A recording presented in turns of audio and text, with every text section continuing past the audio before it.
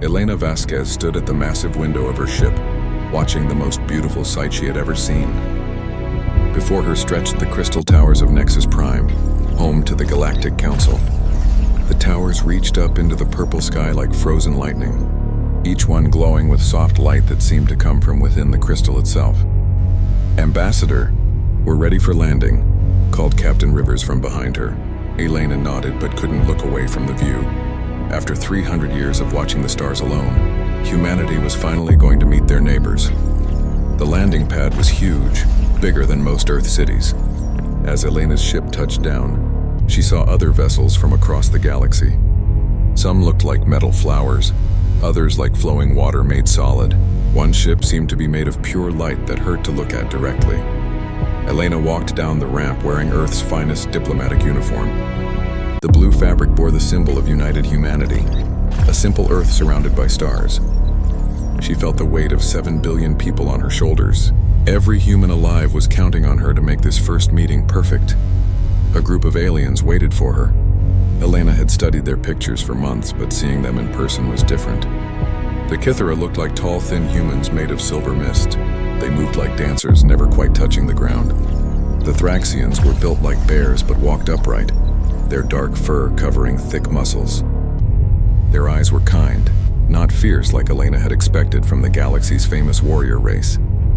But it was the void minds that made Elena's breath catch. They looked like floating jellyfish made of stars, their bodies see-through except for the lights that pulsed inside them. When they spoke, their voices came from everywhere at once. "Welcome, daughter of Earth," said the largest void mind. Its voice was like hearing music underwater. "I am Keeper Thal. We have watched your species for so long. You have no idea how happy we are to finally meet you." Elena bowed as she had practiced. "Thank you for this honor. Humanity is ready to join the galactic community." Keeper Thal's lights pulsed in what Elena hoped was pleasure. "Your species has shown such wisdom, such restraint. In all our watching, we have never seen a people grow so peacefully." Elena felt pride warm her chest. Humanity had worked hard to put their violent past behind them. The last war on Earth had ended 50 years ago. Since then, humans had focused on science, art, and exploration. They had proven they could be peaceful. "Come," said a Kythera whose name was Silthera. Her voice sounded like wind chimes. "Elder Zixthul is waiting." They walked through hallways that changed color as they passed. The walls showed scenes from different worlds. Purple oceans under twin suns, forests where the trees grew downward from floating islands, cities that existed only as pure thought. Elena tried not to stare, but everything was so beautiful. The council chamber was enormous. The ceiling was so high Elena couldn't see it. Hundreds of beings sat in floating chairs arranged in circles that rose up like a flower. At the center sat the inner circle, the 5 oldest and wisest beings in the galaxy. Elder Zixthul looked like a tree made of gold and silver, his branches reaching up toward the hidden ceiling. When he spoke, his voice was like the sound of wind through ancient forests.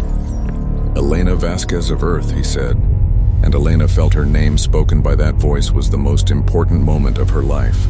"Your species has passed every test. You have shown that you can grow without destroying. You have learned to live in peace. This is rare in the galaxy, very rare." Elena stepped forward. The ceremony was beginning. "Elder Zixthul, humanity is honored to be here. We offer our friendship to all species of the Council." "And we accept," said the Elder. "But friendship is not enough. We offer you membership. We offer you a place among the stars." The chamber filled with music that had no source. Lights danced through the air like living things. Elena felt tears on her cheeks as she realized this was really happening. Humanity was no longer alone. "We have prepared a gift for your people," continued Elder Zixthul. A hologram appeared showing a section of space. 17 star systems, all uninhabited. Perfect worlds for your people to grow and learn. Clean planets with good air and water. Moons rich with metals for your cities. This is yours, freely given. Elena stared at the hologram.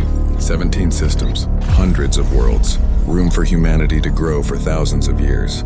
"This is too generous," she whispered. "Not at all," laughed Keeper Thal. "Young species need room to grow. These systems are far from the busy trade routes.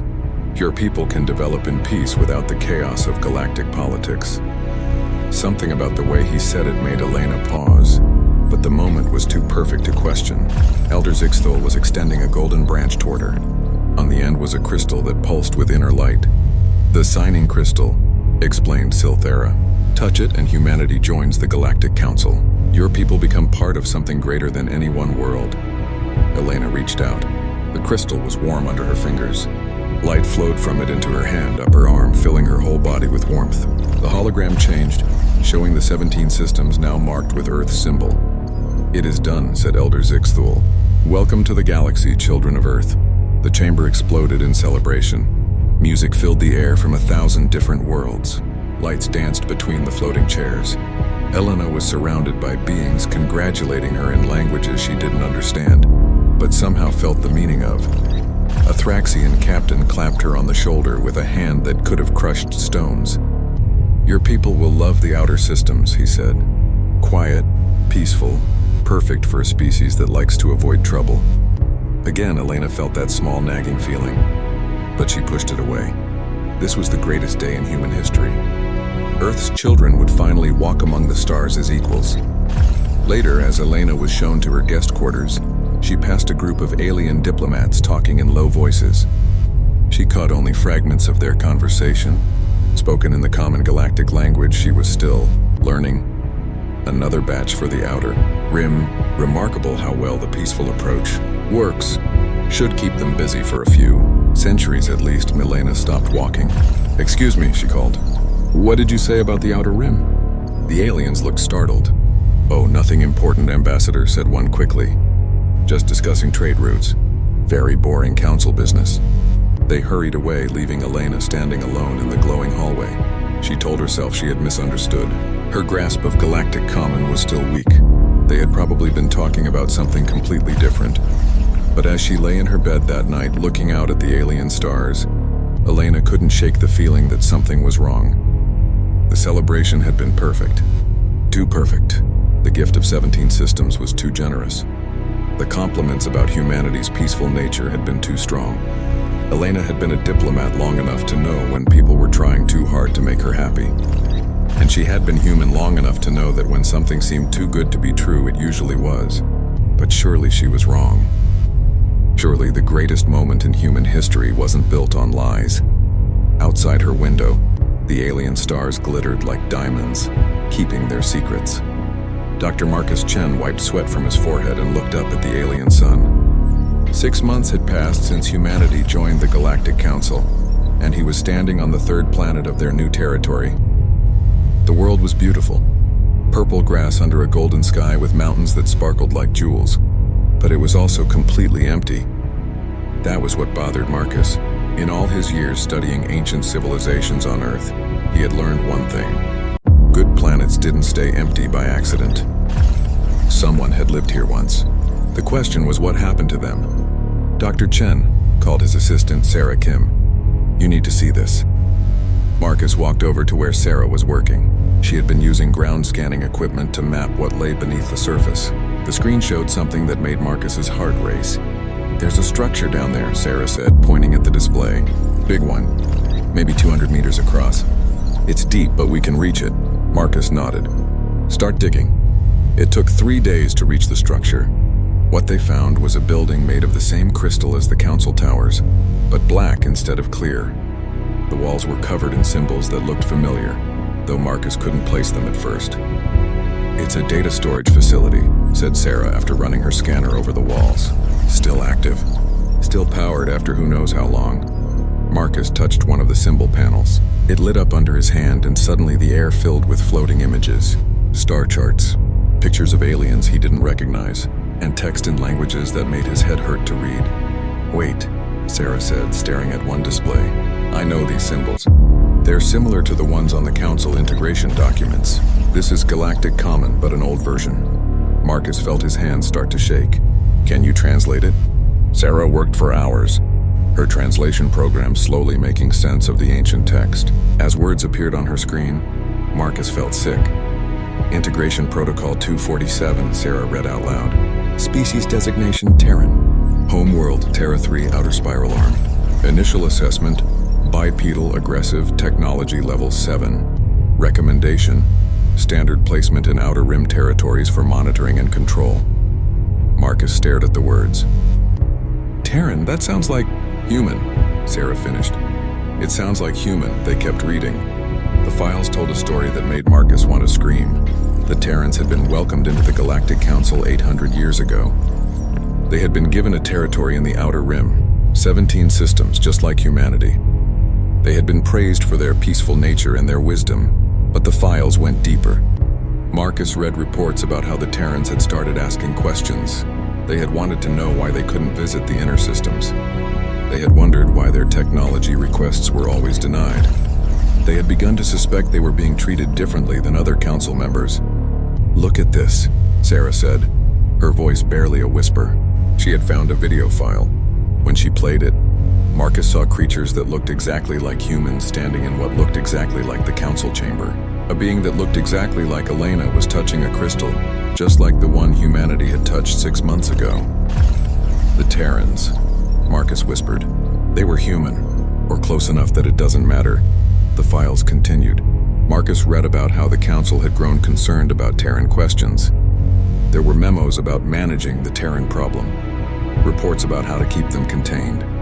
And then, near the end, files about something called Population Adjustment Protocol. Sarah found the final entries. Biological agent deployed to Terran primary colonies, she read. Initial mortality rate 97%. Survivors showing expected psychological breakdown.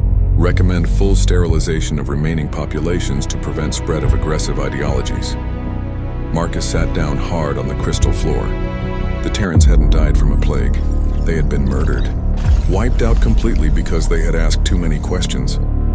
Marcus, Sarah said, and her voice was different now. Scared. Look at this last file. Marcus looked at the screen. The final entry was dated just 7 months ago, 1 month before humanity's integration ceremony. New species identified. Human. Homeworld. Earth. Outer spiral arm. Initial assessment. Bipedal aggressive technology level 7. Physical and genetic markers 99.7% identical to previous Terran specimens. Recommendation. Standard integration protocol with enhanced monitoring. Previous Terran experience suggests this species may require population adjustment protocol if containment fails. The file continued. Note, humans show remarkable similarity to Terrans in both biology and behavior patterns. Council psychologists recommend emphasizing peaceful nature in integration ceremony to encourage compliance. If humans follow expected Terran development pattern, population adjustment may be required within 50-100 years. Marcus felt the world spin around him. Humanity hadn't been chosen because they were special. They had been chosen because they were replacements. The Council had found another species that looked like the Terrans they had murdered, and they planned to use humans the same way. We have to tell someone, Sarah said. Marcus was already pulling out his communication device, but as he started to send a message to Earth, warning lights began flashing throughout the crystal building. Security breach detected, said a voice in perfect Galactic common. Unauthorized access to classified archives. Council enforcement en route. Marcus grabbed Sarah's hand. Run! They ran through the crystal corridors as the building sealed itself behind them. Emergency protocols activated throughout the structure, erasing files and locking down data that had waited 800 years to be found. But it was too late. Marcus had recorded everything on his personal scanner. Every file, every video, every proof that humanity had been lied to from the very beginning. As their ship lifted off from the dead planet, Marcus sent an encrypted message back to Earth. The message contained everything they had found. The truth about the Terrans, the truth about why humanity had really been welcomed into the Council, and the truth about what the Council planned to do when humans started asking the wrong questions. On Earth, Elena Vasquez received the message while she was preparing for another diplomatic meeting with Council representatives. She read Marcus's report 3 times before she believed it. Then she sat in her office for a long time, staring out at the stars and thinking about 17 empty systems and compliments that had been too generous. Elena had been right to trust her instincts. The greatest moment in human history had been built on lies, but now humanity knew the truth. The question was what they were going to do about it. Elena looked at her reflection in the dark window. 6 months ago, she had been proud to represent humanity to the galaxy. Now she realized she hadn't been a diplomat at all. She had been a signature on a death warrant, but Elena was human. And humans, she was about to remind the galaxy, had never been good at accepting death warrants quietly. She reached for her communication panel. It was time to call Earth. It was time to tell her species what had really happened in that crystal chamber. And it was time for humanity to decide whether they were going to die like the Terrans, or do something that had never been done before. Outside her window, the alien stars seemed to flicker, as if they too were nervous about what came next. The emergency meeting on Earth lasted 3 days. In a secure bunker beneath the capital, every human leader on the planet gathered around a table that had once been used to prevent nuclear war. Now it was being used to prevent something far worse. President Martinez looked older than she had a week ago. The weight of truth had aged her. So we're all clear on what Dr. Chen found. Nods around the table. Admiral Morrison, head of Earth Space Forces, spoke first. The Terrans were exactly like us. The Council gave them the same deal, the same territory, the same lies. When the Terrans got suspicious, the Council killed them all. And now we're the replacement Terrans, said General Wei, commander of Earth's ground forces. The question is what we do about it. Elena had returned from Nexus Prime the day before. She still wore her diplomatic uniform, but the pride was gone from her face. The Council expects us to follow the same pattern as the Terrans. They think we'll be happy in our 17 systems for maybe 50 years. Then we'll start asking questions. Then they'll kill us too. Director Hassan of Earth Intelligence spread photos across the table. We've been monitoring Council communications since Dr. Chen's discovery. They're already talking about us. There are betting pools on how long it takes before we require adjustment. President Martinez felt sick. They're betting on when they'll commit genocide. The average bet is 47 years, Director Hassan said quietly. Admiral Morrison slammed her hand on the table. Then we fight. We've got the best space navy humanity has ever built. We make them pay for every ship, every planet, every life. With what? Asked Dr. Reeves from the Science Council. They have technology we can't even understand. Ships that travel faster than light in ways our physics says is impossible. Weapons that can destroy planets. The Terrans tried to fight, Elena said. I found records of their final battles in the Council archives. They lasted 6 months against Council forces. The room fell silent. General Wei studied the star charts on the wall. So we can't run, we can't hide, and we can't fight. What exactly can we do? Elena stood up and walked to the window. Outside, she could see the lights of the city where 7 billion humans lived their lives, not knowing they had been sentenced to death by creatures they had celebrated as friends. There is one thing the Council doesn't expect, she said slowly. What's that? President Martinez asked. Elena turned back to the table. They don't expect us to say no, Admiral Morrison frowned. What do you mean? Think about it, Elena said. Every species they've ever dealt with has followed the same pattern. Integration, compliance, questions, resistance, elimination. They have a system. They know how it works because it's worked for thousands of years. General Wei was starting to understand. You're saying we don't play their game at all? Exactly. Elena's voice was getting stronger. We don't negotiate. We don't complain. We don't ask for better treatment or demand explanations. We just stop participating. Dr. Reeves looked confused. How do you stop participating in galactic civilization? Easy, said Director Hassan, and Elena could see he was following her logic. We act like they don't exist. Elena nodded. The Council's power comes from the fact that everyone recognizes their authority. But what if we just don't? What if we treat their laws and their borders and their demands like they're meaningless? President Martinez was thinking hard. That's not resistance. That's something else entirely. It's rejection, Elena said. Complete rejection of the entire system they've built. Admiral Morrison was looking at the star charts now. We've been thinking about this wrong. We've been thinking like the Terrans. How do we work within their system? How do we make them treat us better? How do we earn our place? But what if we don't want a place in their system? What if we build our own? General Wei finished. The room was quiet except for the hum of air recyclers. Outside, night was falling over Earth. Soon the stars would be visible, including the ones that marked humanity's assigned territory. It won't be easy, Elena said. They'll try to stop us. Economic pressure first, then diplomatic isolation, then probably military action. Let them try, Admiral Morrison said. Our ships are designed for war. Theirs are designed for intimidation. There's a difference. Director Hassan was already making notes. We'll need to pull back from all Council territories immediately. Recall every human ship, every diplomatic mission, every trade delegation. And then, President Martinez asked. Elena smiled for the first time in days. Then we show them what humans do when someone tries to put us in a cage. The decision was made that night. By morning, every human colony, every space station, every exploration ship in the galaxy received the same message.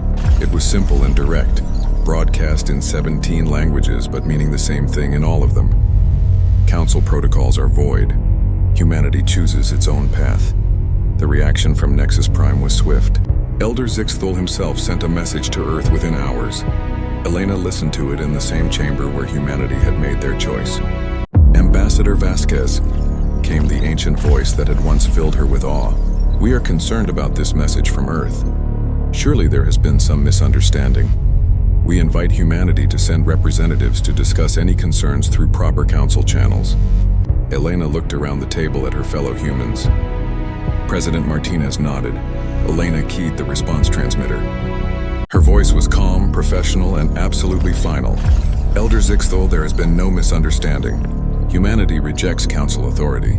We will no longer participate in council systems, follow council laws, or recognize council territorial claims. Our response to your invitation is simple. Elena paused. In that pause was the weight of every human who had ever defied authority. Every revolution, every rebellion, every time someone had stood up and said enough. No. The transmission ended. Elena turned off the communicator and looked at her colleagues. Well, that's done. Admiral Morrison was grinning. Think they got the message? Oh, they got it, Elena said. The question is whether they understand what it means. General Wei was studying tactical displays. They're going to try to force us back into line. Economic warfare first. Let them, President Martinez said. We've been preparing for isolation since the day we left Earth. Our colonies are self-sufficient. Our ships can manufacture what they need from asteroid resources. Director Hassan looked up from his intelligence reports. They're calling emergency council sessions. The other species are confused. Apparently no one has ever just walked away before. Elena wasn't surprised. In a galaxy where power came from belonging to the council, the idea of simply choosing not to belong was unthinkable. It was like a slave deciding they weren't a slave anymore just because they said so. But that was exactly what humanity was doing. And it was about to teach the galaxy something it had forgotten, that freedom wasn't something you were given by authority. It was something you took and kept taking no matter who tried to stop you. Outside the windows of Earth's command center, the stars were shining. Somewhere among them, the Galactic Council was learning what it meant when humans said no. And humanity was just getting started. 3 months had passed since humanity said no, and the galaxy was learning what that word meant. Captain Sarah Chen stood on the bridge of the exploration ship New Horizons, watching her sensors track a council enforcement fleet trying to intercept them. The 12 council ships were fast and heavily armed, built to intimidate rebellious species back into line. But they had a problem. They couldn't find what they were chasing. Contact in 30 seconds, reported her navigation officer. Should we jump out? Sarah shook her head. No, hold course. The council ships dropped out of hyperspace directly in front of the New Horizons. Sarah's crew tensed, but she remained calm. She had been expecting this.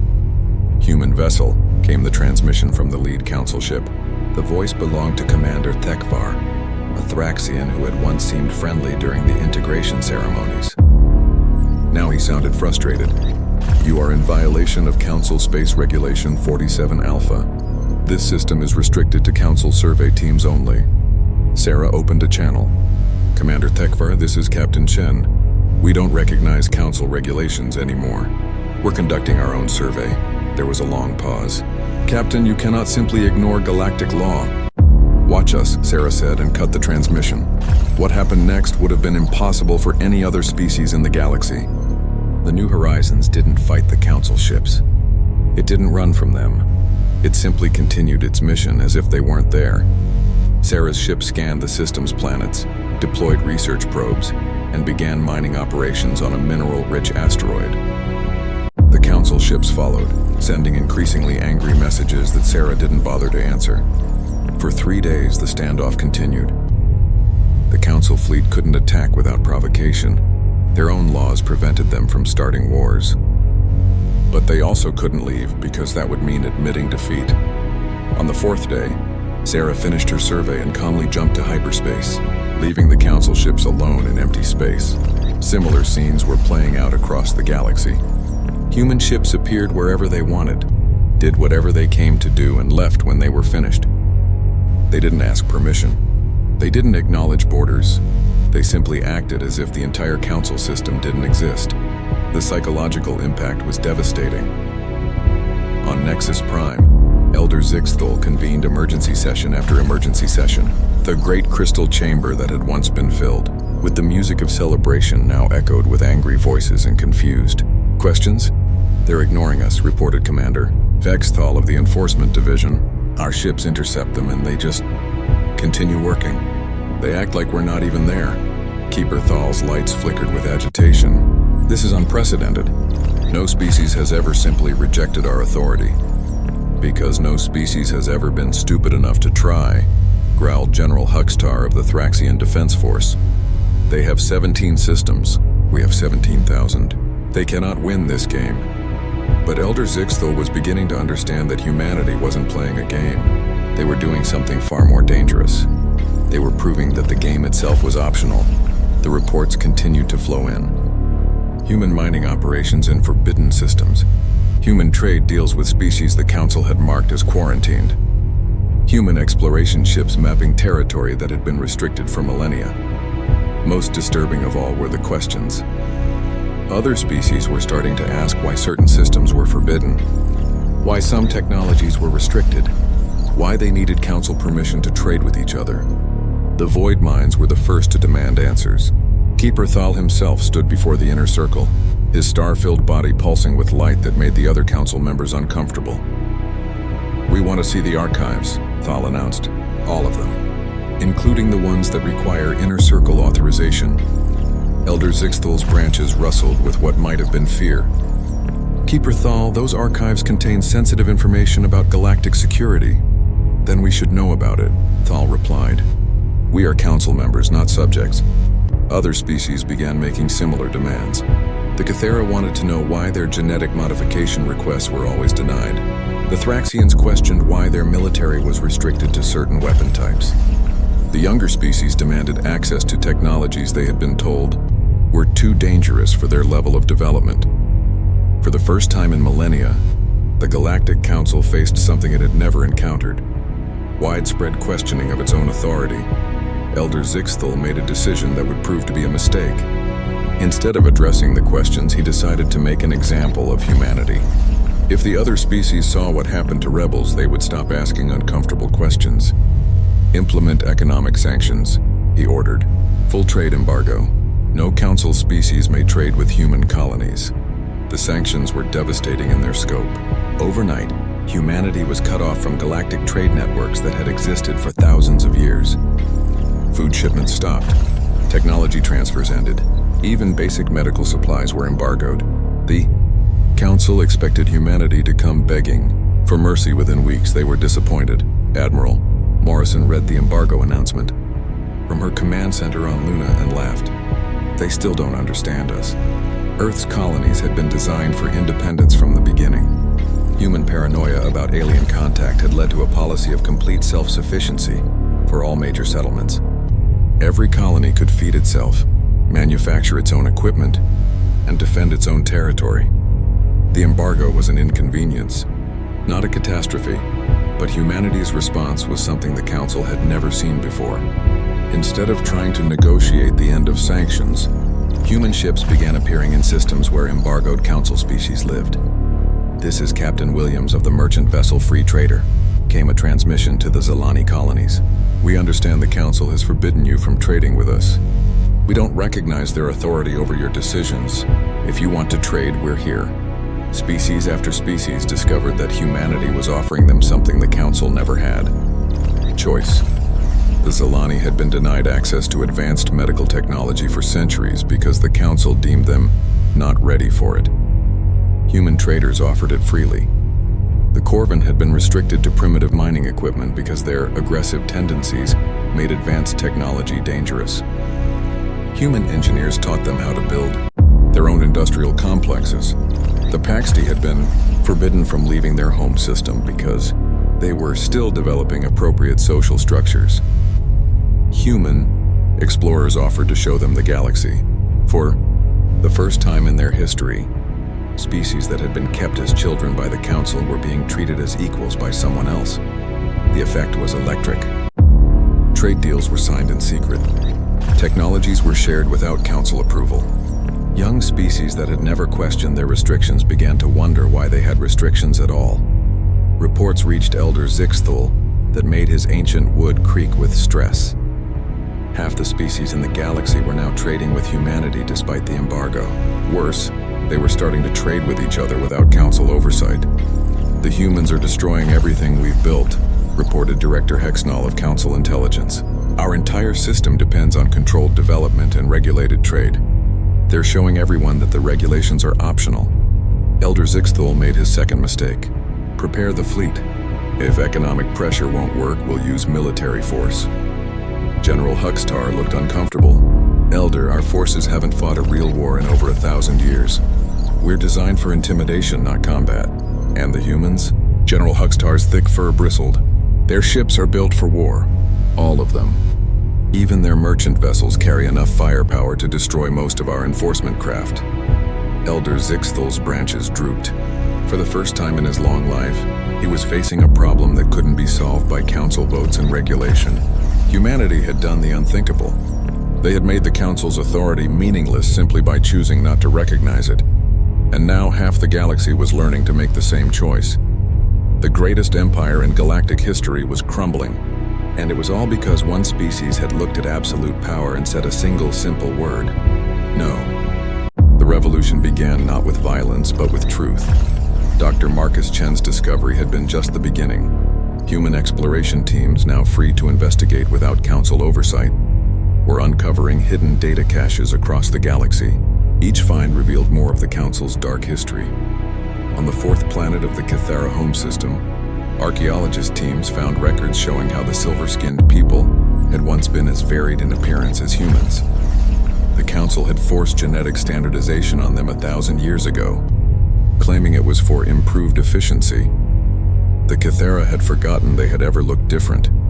In the ruins of a dead world in Thraxian space, researchers discovered the truth about the warrior race's famous honor code. It wasn't ancient tradition. It was psychological conditioning imposed by the Council to make them better soldiers. The real Thraxian culture had been about art and philosophy, not war.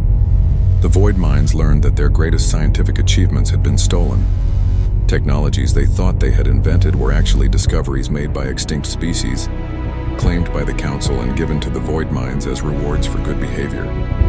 Elena Vasquez stood before the United Nations Assembly on Earth, reading from reports that arrived daily from across the galaxy. The Great Hall was packed with representatives from every human colony, every space station, every ship in the fleet. The pattern is the same everywhere we look, Elena said. The Council didn't unite the galaxy. They conquered it, slowly, carefully, over thousands of years. They found species, lied to them, controlled them, and when those species became inconvenient, they eliminated them. President Martinez spoke from the front row. How many species have they destroyed? Elena looked down at her datapad. Our best estimate is 47 sentient species completely wiped out over the last 3,000 years. Another 112 reduced to single-planet populations and kept as pets. The hall fell silent.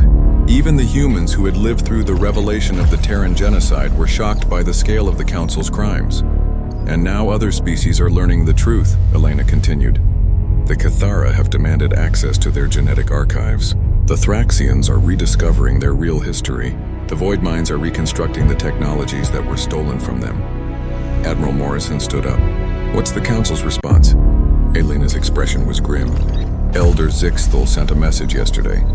He's offering humanity a new deal, full Council membership, unrestricted access to all technologies, a seat on the inner circle. All we have to do is stop sharing information with other species.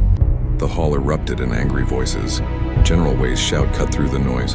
They're trying to buy us off. Elena nodded. It gets worse. The message included video files showing Council battle fleets mobilizing. If we don't accept their offer, they're prepared to use military force against any species that continues to support us. President Martinez stood up, and the hall fell quiet. What did you tell them? Elena smiled. It was not a pleasant expression. I told them humanity's position hasn't changed. Our answer is still no. The Council's final message to Earth arrived 3 days later. Elder Zixthal's image appeared on every screen in human space simultaneously. The ancient being looked older than ever, his golden branches dulled with age and stress. People of Earth, he began, and his voice carried the weight of millennia. You have forced us to actions we would have preferred to avoid. Your species has shown a dangerous tendency toward chaos and rebellion. You have corrupted other council members with false information and encouraged them to break laws that have kept the galaxy peaceful for thousands of years. Elena watched the transmission.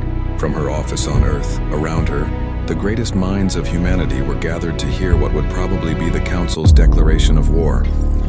We offer you one final chance, Elder Zixthal continued. Return to your assigned territory. Cease all unauthorized activities. Accept the guidance of the Council as your betters. Do this and you will be allowed to live in peace. The transmission paused. When Elder Zixthal spoke again, his voice was hard as stone. Refuse and we will do to you what we did to the Terrans. Your choice, humans. Submission or extinction. The transmission ended.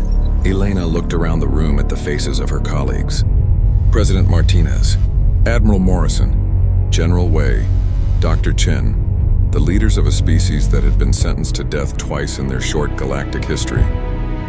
Well, Elena said quietly, I suppose we should send a response.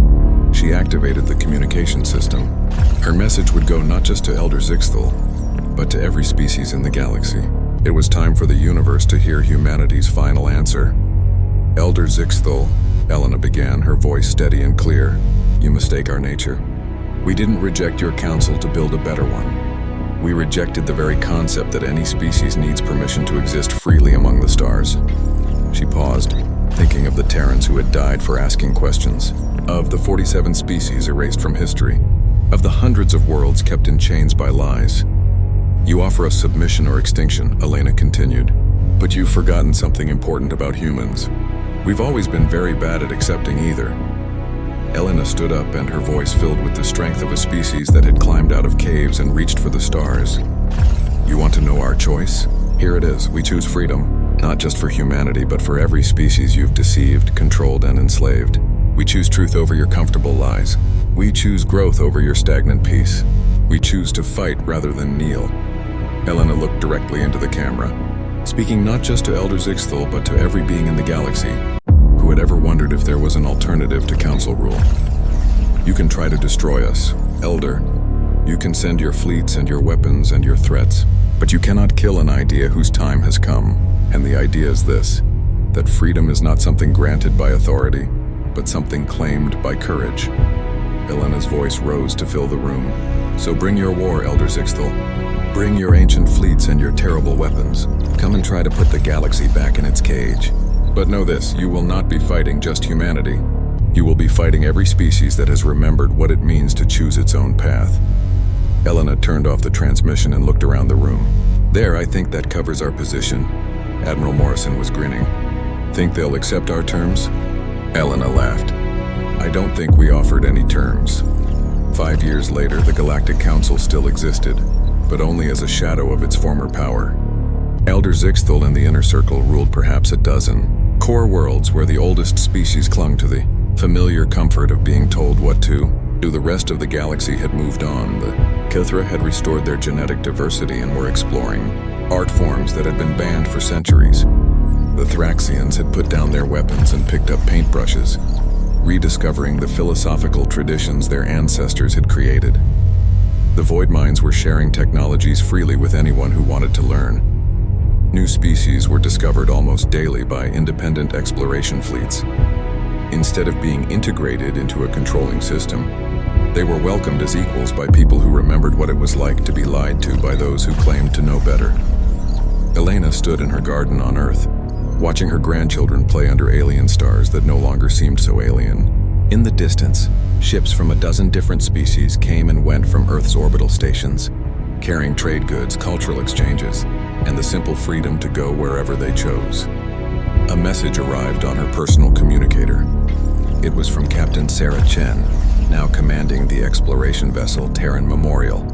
Investigating reports of yet another hidden council data cache. Found something you'll want to see, Sarah's message read. It's a council planning document from about 100 years ago. They were already identifying species to replace us when our useful period ended. Apparently they had their eye on something called the Nixari. Elena smiled and typed back, "Better go warn them." She looked up at the stars again, thinking about a single word that had changed everything. Such a simple thing, really. Just 2 letters. But it had been enough to remind the galaxy of something that tyrants always forgot. That the most powerful force in the universe wasn't weapons or threats or ancient authority. It was the simple courage to say no. And once someone said it, others remembered they could say it too. Elena's youngest granddaughter ran up to her holding a drawing she had made in school. It showed humans and aliens working together on a space station, all of them smiling. "What do you think, Grandma?" the little girl asked. Elena looked at the picture of a galaxy where different species chose to cooperate instead of being forced to submit. Where exploration was driven by curiosity instead of conquest. Where the only authority that mattered was the one people chose to recognize. "I think it's perfect," Elena said. And in the distance, another ship launched toward the stars, carrying people who had learned that freedom was not something you asked for. It was something you took, and kept and shared with anyone brave enough to reach for it. The galaxy was finally growing up. And it had all started with one small word from a stubborn species that had never been very good at doing what they were told. No,